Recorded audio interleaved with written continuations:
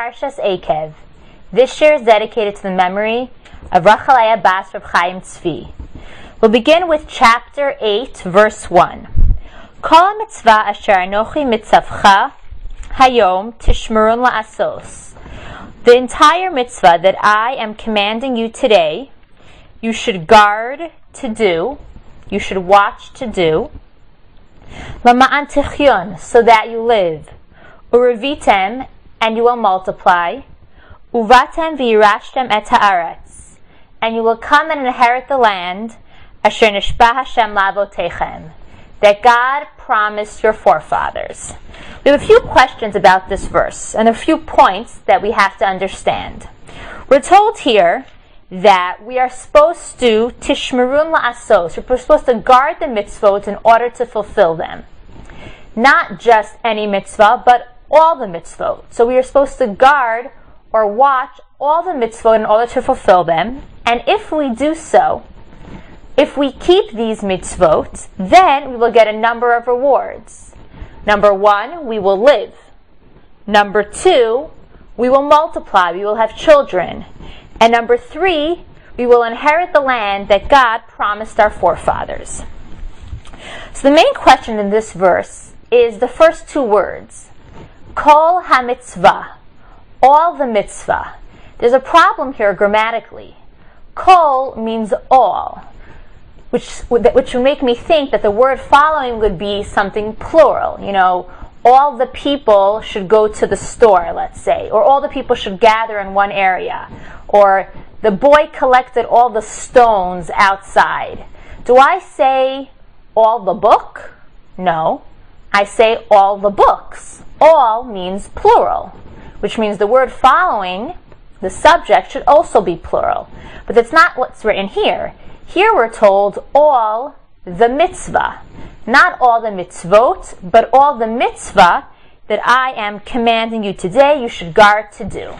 So why do we have this grammatical inconsistency? Let's look at Rashi. Rashi begins kipshuto. The first answer is the pshat.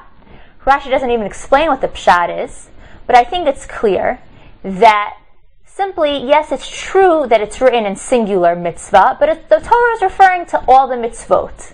Since all the mitzvot are one unit, we'll use the word which is singular, although in fact you are referring to all the mitzvot in plural written in the Torah. That is the pshat. It's not such a big deal. Yes, sometimes the Torah will write things in singular when it's referring to one unit, even though there are many components that make up that one unit. Umidrash Agadah, and we have a homiletical explanation.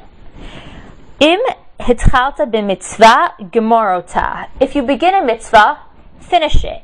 She'enani kreit ha-mitzvah ela al shem ha-gomra, because a mitzvah is called upon the one who finishes it. Shene'emar, as it says, ve'et atzmot Yosef asher ha'alu b'nei Yisrael mitzrayim kavru b'Shechem, and the bones of Joseph, the Jewish people brought up from Egypt, were buried in Shechem. V'halo Moshe levado netasek behem la'alotam, and don't we know that Moshe alone involved himself with and tried to get them out? Ela lafi shelo hispik legomra, because he did not manage to complete it. V'gamru ha'Yisrael, and Israel completed it. Nikreit ashmam, it's called according to their name.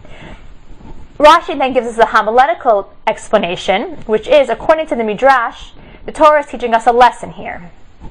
The lesson is that you should do kol ha-mitzvah. Whenever you do a mitzvah, do the entire mitzvah. Don't stop in the middle. Don't let someone else complete the job, because the person who will get credit for the mitzvah is the one who completes it. That's the one who, when we say, who did this mitzvah? Well, the one who finished it.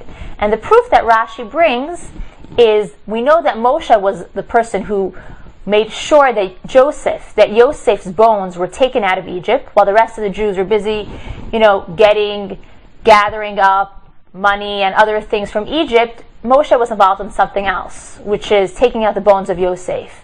But despite the great efforts that he expended to take out Yosef's bones, in Yehoshua and Joshua we're told that the Jewish people took out Yosef's bones and they buried him. Why does it say the Jewish people took out Yosef's bones instead of Moshe took out Yosef's bones? Because the Jewish people finished the job, and therefore when we speak about it, we give them credit. So what the Midrash says is the Torah is teaching us here, when you do a mitzvah, do kol ha-mitzvah, do the entire mitzvah if you want to get credit for it. Don't stop in the middle and let someone else complete it. So again, according to the Pshat, when it says kol ha-mitzvah, all the mitzvah, it means all the mitzvot. It's just written this way. And according to the Midrash, it's teaching us a lesson that you should do the entire mitzvah. Now, we said that there are 3 things that we will get if we keep, that we are promised. God promises He'll give us if we keep the mitzvot. Again, we will live, we will have children, and we will merit to inherit the land of Israel. So, Sforno points out that most people want success in these 3 things. We want long life, we want continuity, we want children, we want someone to pass on the things that we've acquired in this life, and we also want somebody to continue whatever legacy we've been working upon. And people also want material success. They want plenty, they want parnasah, they want money. So